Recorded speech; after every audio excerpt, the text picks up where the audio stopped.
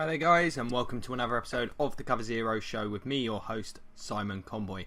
Today's episode is another game review, and I will be covering the Week 7 matchup between the Buccaneers and the Bills from Orchard Park. This game ended in pretty dramatic fashion, a 30-27 victory for the Bills. And as always, I'll be going through how I saw this game unfold, how I feel both teams performed, how I think the game plans were executed, and look ahead for both of these teams. So, of course, this result very disappointing for the Buccaneers, dropping them to 2-4, which I would have said at the beginning of last week. In fact, I did say in the preview that this was a must-win game for the Buccaneers.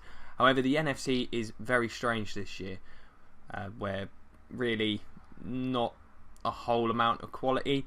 The NFC South have all stumbled in the last couple of weeks, with only the Saints being able to pull off wins.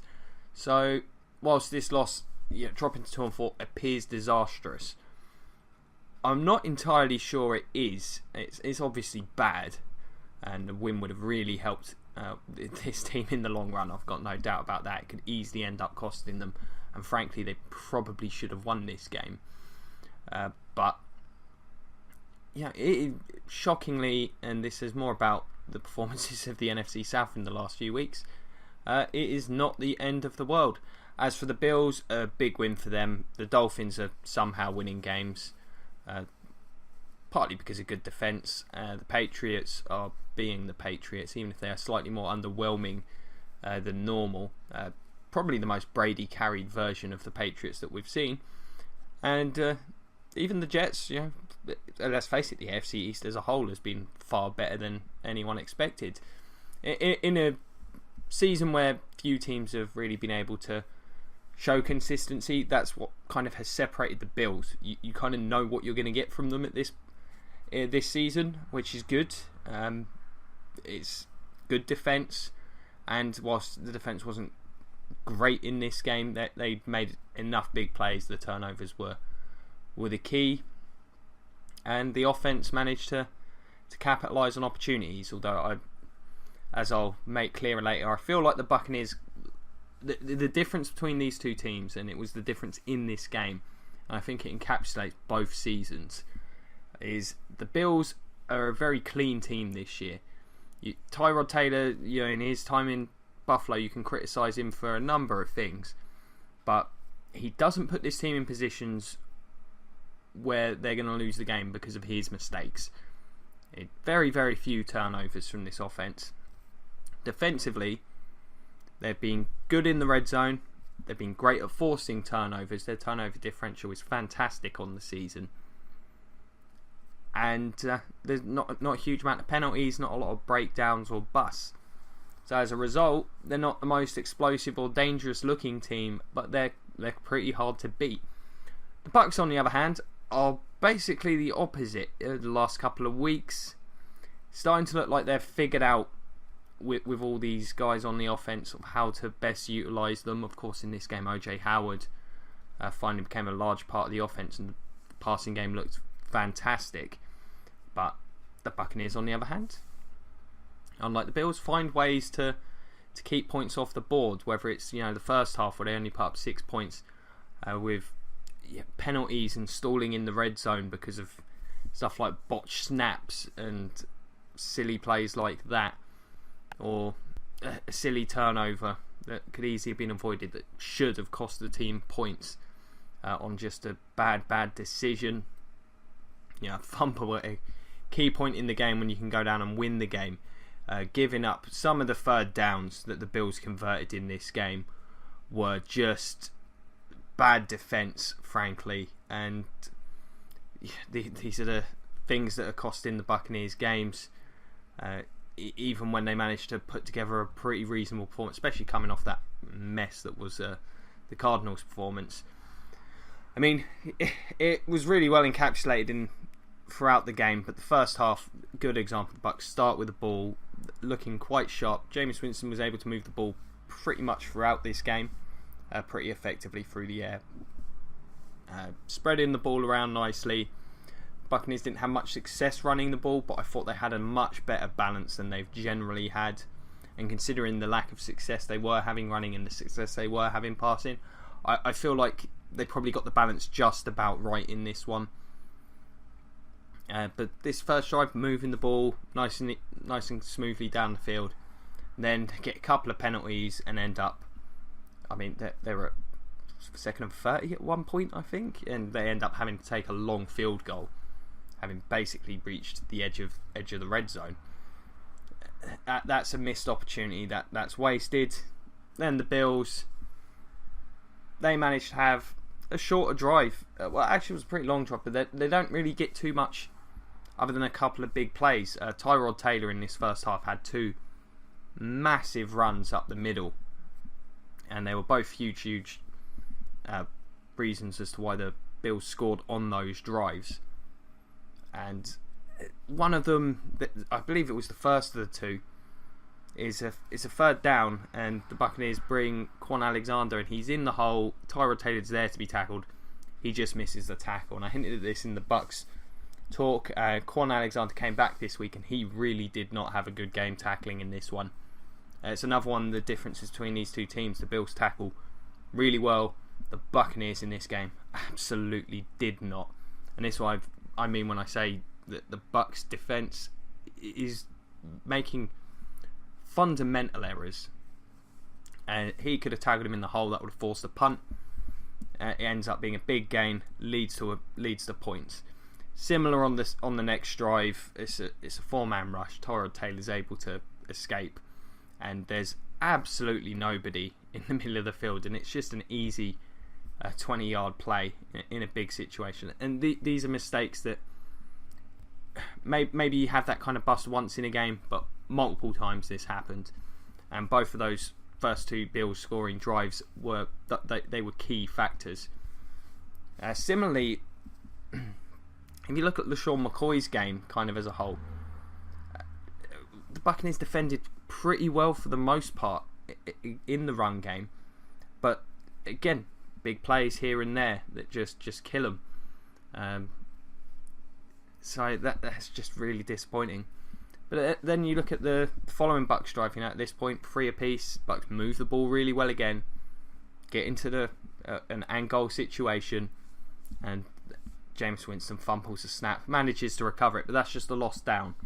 It's one less opportunity to find to get those 6 points, and it ends up costing them. After that, the Bucs offense kind of stagnated the rest of the half, moving the ball okay. You had the strip sack, which was a busted play by Donovan Smith. They summed it up perfectly on the broadcast. The Bills brung a blitz. I said they were going to do it in this game. Fortunately, the Bucs adjusted really well for it in the passing game. So they've got to give them credit. This is the one time it really burned them in this game. And that was because Donovan Smith tried to take a step inside to help. He doesn't have the quickness to block Jerry Hughes. He's got to go with him the whole way. And as a result, Jerry Hughes just comes off the edge clean. Strip sacks Jameis. Can't put too much fault on Winston. You got to expect to get a bit more time there. I mean, it was instant. Again, Buccaneers in field goal range, or on the edge of field goal range at that point. That was points taken off the board. Bills ended up taking advantage. Well, actually, I don't think they did score points on that drive, but flips field position, takes points off the board. Another wasted opportunity. Not that the Bills they had a couple of mistakes. The critical one really being at the end of the first half after James threw a terrible pick. James played a really good game in this one, other than 2 really poor decisions. One of them this pick, and another play in the second half that should have been. But this one, not sure why. He's got multiple downs to work with, and at the end of the day, the Bucs are pretty backed up at this point. So even if they can't take advantage and get points, it's the kind of drive where you maybe just settle for a punt. Leave the Bills with very little time on the clock, maybe just enough to try and get into Hail Mary or very long field goal range. Instead, stares Cameron Brate down the field, and it's a perfect bracket coverage on him. Linebacker's got an easy interception. Only the Bills' lack of time management prevented them from attempting a chip shot field goal here. So that was also a big mistake. But other than that, Bills played a very clean first half. No penalties in it. Buccaneers had a few, and most of them at critical junctures. So, a deserved lead for the Bills at half-time. I mean, the Buccaneers, again, showing balance, not much success in running. The run blocking's been really poor for them this season. I still think, if you watch this Buccaneers team, Doug Martin is running the ball really well. He looks explosive. He looks elusive.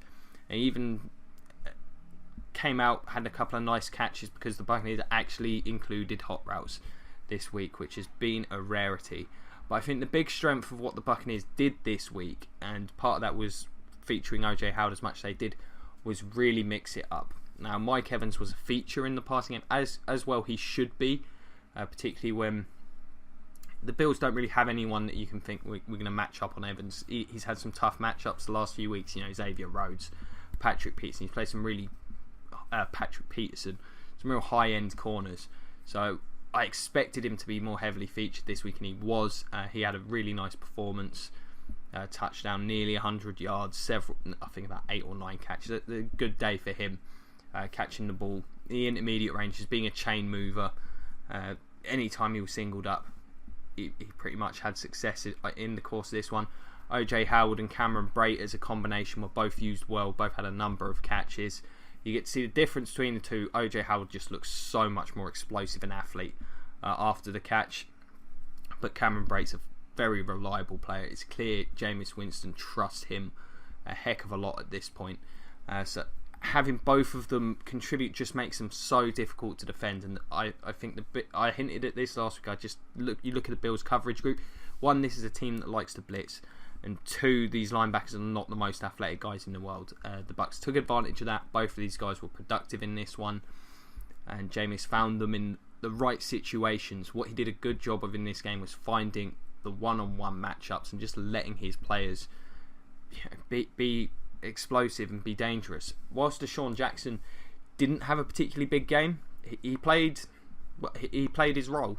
Had a massive catch that would have made his stats look very respectable. Overturned in the second half because of a Donovan Smith hold, which I thought, it was a hold. It's one of those that don't always like to see called, but they did. It didn't end up having too big of an impact in the game. But had a couple of nice catches. He was a threat downfield. Him and James still just not able to click on that deep ball, and a couple of opportunities in this one missed once again. But it's been there. But yeah, the first half, the Bucs just shooting themselves in the foot offensively. They moved the ball well, but having only 6 points considering the yardage they put up and the general feel of how the offense was doing was just very, very disappointing for them. The Bills in the first half played okay on the offensive side. A lot of it struggled in the pass game. Vernon Hargreaves deserves a lot of credit for the Bucs. I thought he had a really solid game. They went after him early in this one. And he managed to make a few nice plays. The issues you can see with Buffalo are just the lack of real options in this passing game. Jordan Matthews wasn't featured too much. It just kind of feels like a bit of a mishmash. Now, it is forcing Tyrod Taylor to read the game very effectively, but he's still a little scattershot, and I don't think he entirely trusts what he's seeing all the time.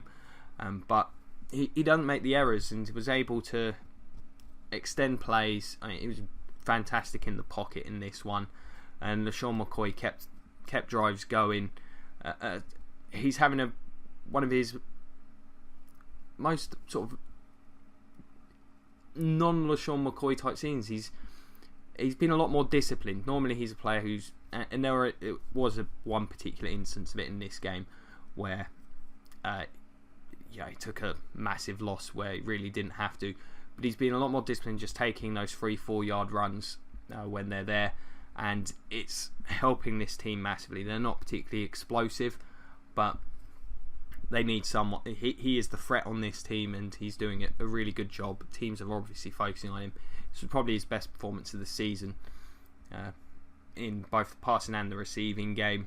Nick O'Leary showed up with a couple of catches, and can't even remember the fella's name, but the fella picked up off the practice squad came up with a couple of big catches for the Bills as well. So they're finding the opportunities they are presented, they tend to make the most of at the minute. And this is what I mean by this is a well coached team sort of playing to their maximum ability, and I think that's the difference between these two teams in a minute. The Bucks are underachieving, making the kind of mistakes that cost you games, and the Bills are kind of just feels like they're overachieving. When you look at the roster and you get the general feel of these games, they're finding ways to win, and it's those little differences that really add up over the course of a game. I mean, the second half, the Bills came out, looked really good. I was concerned at this stage, the first drive, because we started to see, after the Bucks played a pretty good first half defensively, other than a couple of broken breakdowns where Tyrod Taylor just had those easy yards. I mean, the touchdown was just a 1 yard run by LaShawn McCoy, won a huge amount to it after a really solid drive from the Bills. This drive was where I started to worry, because you started to see the issues in the run defense that we saw last week. A couple of plays where the Buccaneers struggled with contain, and Sean McCoy was able to get outside and break big runs for first downs. There were a couple of those on this one in particular, which featured him getting to the outside and then some horrific tackling. I know this guy's difficult tackling in the open field, but just some real poor stuff. And just a little pick play on the touchdown where TJ Ward just gets caught up in traffic, and the second tight end is just wide open for an easy touchdown. And at this stage I was worried. The Bucks were down pretty big and had not shown a huge amount of promise. It just felt like it was all going wrong. But then the Bucks got it together, and the second half performance from this offense was really solid. Again, Doug Martin had a couple of nice runs, wasn't heavily featured, but just enough to keep the defense somewhat honest. Bills were very aggressive in this one. I feel the Bucks O-line did a fantastic job for the most part in terms of keeping Winston clean. As a result, he was able to scan the field, find his guys.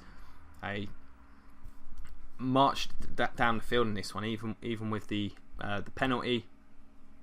Pretty sure that was on this drive, and ended up throwing a nice short touchdown pass to OJ Howard, who had a really big game, and this was about his third catch at this stage in the game. Evans featured in this drive. Really well done. Probably the best drive the Buccaneers had put together up till this point in the season, and things started fighting, and then the defense started to turn up, getting some stops. All of a sudden, you saw some discipline in this run defense. It started to bottle McCoy up, and Taylor frankly kept the Bills offense kind of going through some of the scramble drills that he had. One of them was absolutely ridiculous to Nick O'Leary. Pretty good pressure from the Bucks. Manages to step up, then elude Robert Ayers, break outside the pocket, and could easily been sacked. I mean, 90% of quarterbacks in this league get sacked on this play. I think maybe Russell Wilson and Carson Wentz are probably the only other two guys you could see making this play in this manner at this point in time. And then Nick O'Leary is just wide open in the flat, goes for a big gain that sets up a field goal. And there was a few of those back-breaking type of plays in this one, and Bucks just not able to kind of capitalise when they put themselves in good positions on third down. And then the Bucks respond again with a really sharp drive. The one big defensive mistake the Bills made. I'm not sure if it was the same play. I should have really checked this out because it only just occurred to me now. It might have been the same play that the Bucks used against the Giants, where OJ Howard got that level of wide open, but once again he was all on his own deep down the field for like a 30-something yard touchdown. Again, after a nice drive, Mike Evans being used to move the chains. Sean Jackson had a catch on his drive. Cameron Brate made a really good grab on a third down. Again, Winston was really sharp in this second half. Could have thrown a pick on, I think it was this drive or the one before, where he goes, it was on this drive actually, he goes deep to Mike Evans in double coverage, and it's a good effort by Evans to force the incompletion, but Mike Hyde should have had a pick. It was a really bad decision. especially considering that the down in distance. I've always been a firm believer that some picks I do not mind, and Jameis gets a bad rap, and rightfully so, but I don't think it's necessarily always for the right reasons in terms of a lot of the picks he throws. Now, to me, if I've got my team at midfield, it's third down and third and long, even third and medium, even in third and short, I can forgive it sometimes, and I see my big receiver down the field, the protection's given me time, I can just unleash the deep ball. Why not? It's usually going to be the equivalent of a punt, even if it's picked off. That's a chance I don't mind. But when it's on first down, you've got 2 more downs after, that's when it feels like it's crippling to me. And this was almost one of those plays, but they managed to recover from that one. Once again, I'm pretty sure it was the same play, like a play action. Going to the right, OJ Howard lines up on the right hand side, just sneaks out onto the left, no one goes with him. And then, then the Bucs come up with a big stop, because this fourth quarter at this point, and Lavonte David, who had a really good game for the Bucs, I mean, he was all over the place, whilst the rest of the team struggled to tackle. Lavonte was a tackling machine. Second week in a row, he comes up with a big strip and recovers the fumble, this time of LaShawn McCoy, and that sets the Bucs up for what ends up being a drive that gives the team the lead with about 3 minutes to go. Move down the field nicely. One of the few mistakes, I think, from the Bills. At 3rd and 10, I think the Bucs would have called something pretty safe. It would have been a case of either get a matchup they like in the end zone, I'd have thought, or just settle for the field goal. But it ends up 3rd and 5 because of an encroachment. And James makes a really nice throw to Evans on the right hand side after a bit of a broken play. And it's a really nice grab. Good job getting the feet in from Evans, and that really topped off Evans' day, and Jameis's as well. Gave them both, I think, numbers that warranted their performance. And at this point, the Bucs, all the momentum was with them. Down 7 points, scored 14 in a row to get a 7-point lead. 3 minutes left, and the Bills are not an explosive offensive team. You don't expect to see on the next play from the offense a deep ball with a wide open receiver and then a 15-yard penalty on top for unnecessary roughness. And that kind of is the summary of the Buccaneers season so far. There was, and then just walk it in a few plays later. But again, game's all tied up at this point. It was an 8-yard run by Sean McCoy. Not great defence on the Bucs on that one to have an 8-yard run right up the middle. He's basically untouched. That was really disappointing, especially at that stage of the game where it felt like the Bills were going to just try and run it in. They were going to try and use as much clock as they could at that point. You feel like they just want to get a stop or limit the Bucs' opportunities on the comeback. But they get the touchdown. There's plenty of time left. Bucs still have 3 timeouts. And then just to compound the mistakes, the first play of the drive, you get a nice 9-yard gain on a screen pass, set yourself up well for the rest of the drive. You're probably going to get that first down, take it down to the 2-minute warning maybe, and then you can either go to overtime or you win the game, barring a calamity. But instead, the play ends up a calamity because Adam Humphries, of all people, who's been very reliable for this team, tends not to make mistakes, fumbles the ball, gives the Bills it back, and they end up able to eat enough clock because of another bad bit of defence. Even here, the Bucs still had, at this point, there's 2.5 minutes. Bucs have 3 timeouts. You've got the 2-minute warning. They get them into like 3rd and 10, and Tywan Jones manages to pick up a first down, breaking about 3 or 4 tackles in the process, and that ices this game. Absolutely debilitating. And if they manage to get that stop, the offense still has time to go tie it, possibly win it, but at least they have a legitimate shot. Instead, the Buccaneers end up losing to what's pretty much a last-second field goal. Yeah, I mean, the Bucs were really good in the second half up until those last few minutes. And, really, really tough loss for them. They've been lucky the last couple of weeks that the Falcons and Panthers have had similar issues in terms of being able to win games. In most of the NFC, it's a real mess. So, yeah, tough loss. The Bills, I mean, their game plan is never a particularly complex one. They want to run the clock. They were able to do that. I feel like this team will struggle if teams are able to build leads on them. I mean, of course they will. It's not rocket science. It's the way their offense is built. It's not got the explosiveness on the outside. But, defensively, they managed to make plays. Even in this game where they got carved up by the Bucs passing game, they were just able to make enough plays in the end to win it. I mean, every single one, two of those turnovers saved points. Because I'm still pretty convinced, like the way the Bucs offense was moving the ball at the end, they would have scored on that drive if it wasn't for the turnover. Or there was not definitely, but there was a good chance they would have. Those are huge plays. They stifled the Buccaneers' run game. They've been pretty tough to run on all year. Secondary's opportunistic. And they executed in the way I expected defensively. The Bucs dealt with it better than I thought. They went with the approach I would have hoped for, and that was using those guys over the middle, going to the outside receivers when they had their matchups, because you knew they'd get them because of the amount of blitzing that the Bills were going to do. They even used the hurry up, which I've been begging the Bucs to do, especially early in the game, to get, and it worked. They built a bit of rhythm early, whilst the mistakes happened. At least they weren't just going 3 and out for the first 3 or 4 drives of the game, which has been something that's been far too common for this team. So that was nice. There was some good adjustments, and the passing offense just looked how it should. You've got all these guys, they're all utilised, and they can all win their matchups. It was good to see, and it's not dinky dunk type stuff in Tampa either. It's high level of difficulty throws. It's going down the field. There's still spaces Winston can definitely improve. The deep ball just has not been there.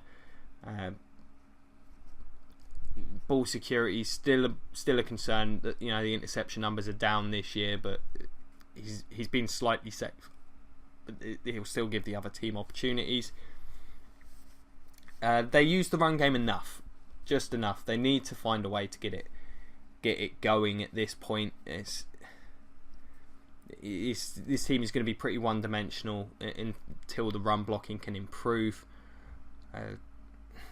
But that's a whole separate thing. But at least they stuck with it in this one, which I think really did help.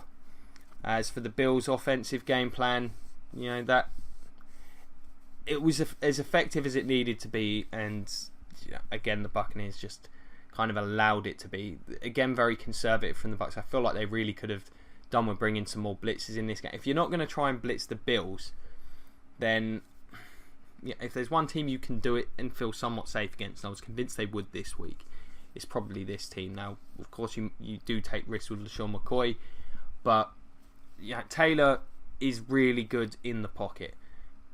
It's the one fundamental aspect of quarterback play I really do like to watch. He's got good feet, he's got a good feel for a rush, and he's got great elusiveness and ability to evade the rush. And just bringing 4 guys, the Bucs were able to generate some pressure in this game. Not a huge amount, because it's a pretty good line they've got there, but there are multiple missed sacks in this game because of Tyrod Taylor, and a couple of them leading to really big plays. And I just feel like if the Bucs had brought the heat a bit more, maybe he looks a bit more flustered on those plays over the kind of duration of the game from more pressure. You might be able to create some bad decisions from him, but that wasn't able to happen. As a result, he had a lot of time. Guys were struggling to get open, particularly in the first half. Buccaneers secondary played quite well in this one, but I think it enabled this run game to have a lot of their success. Again, fundamental mistakes were made in contain, and just allowed the Bills to extend drives that they probably with just some slightly better fundamental defense don't have. But the Bills stuck to their game plan. It ended up they played good complementary football. They don't give the other team too many drives, and they create opportunities for the offense, which they find a way to take advantage of. On the plus side for the Bucks, at least their kicker kicked some field goals in this one, including a 50-yarder. So that's a big improvement. Moving forward, the next 2 weeks are absolutely critical for the Bucks. Panthers and the Saints. If they can win both of those, they'll be 4-4. They'll be back in the division race because the NFC South is kind of floundering at the moment. I mean, whilst the Saints have won multiple games in a row now, they're not looking overly impressive doing it. So there is an opportunity there. The Buccaneers should feel incredibly lucky that they're still in this thing at this point. And the Panthers, they've definitely got some issues on the offensive side. So if there's a time for the Bucks to right the ship defensively, because they've been pretty damn poor this last month, then this could be that opportunity. As for the Bills, they've got to be feeling pretty good about life. They've been unfortunate in the opposite way, in that their division is actually competent this year. It looks like it's going to be a really, really tight race there between them and the Dolphins for a potential wildcard spot. I still can't see the Patriots not making it. Although with the Donta Hightower news, who knows, maybe that opens things up. So who do the Bills have this weekend? If I remember, it's a game I was looking for. The Raiders. That feels like it's a really big game because both of these teams are likely going to be battling for those wildcard spots. And frankly, if the Bills can win this one, they'll be 5-2 as opposed to 3-4 for the Raiders and have a tiebreaker. That's really significant. So yeah, I think that's probably going to be one of the biggest games they'd have for the rest of the season, based on how things look. Got the Jets the following week. If they can squeeze 2 wins in a row out, they'll be sitting really pretty in the AFC. Fortunately for them, they also end the season with a whole chunk of divisional games. So, and then they got the Saints the following week. I mean, it's not inconceivable they win those 3 games the way they're playing at the moment. So I think you've got to feel really good if you're the Bills. Overachieving, but in a way that makes sense to me. This team isn't just getting lucky every week. They're playing solid football. They're getting a little bit of the rub of the green, but yeah, they're a decent side, and got to credit the coaching and what the front office has done. They've really managed to improve this team, even if it was sort of by subtraction. Everyone was questioning it. I'm very impressed with them. So they've got a legit shot at breaking that playoff drought, I think, this year.